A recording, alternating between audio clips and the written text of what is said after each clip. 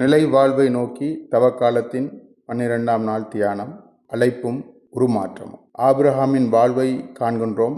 அவரின் வாழ்வு எமக்கு ஒரு எடுத்துக்காட்டானது. ஆபிரகாமை கடவுள் அழைத்தார். அவரின் சூழல் மிகவும் இக்கட்டானது. தகப்பன் தேராக மரித்து போனார்.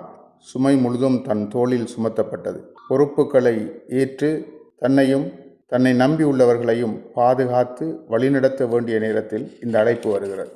எல்லாவற்றையும் விட்டுவிட்டு நான் காண்பிக்கும் நாட்டிற்கு போ. உன்னை ஆசீர்வதிப்பேன். உன் வழியாக மண்ணுலகின் மக்களினம் ஆசி பெறும். மறு உருவாக்கம் என்பது ஒரு பயணம். அந்த பயணத்தில் புறப்படுதல் முக்கியமானது. நாம் இருக்கும் இடம், சூழல் எல்லாவற்றில் இருந்தும் நாம் புறப்படுகின்ற போது தான் உருவாக்கம் ஏற்படுகிறது. நாம் இங்கே இருப்போம் என்றார் பேதுரு.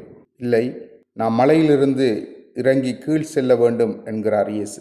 தம் பயணத்தின் அனுபவமும் சவாலும் தான் ஆபிரகாமை உருவாக்கியது.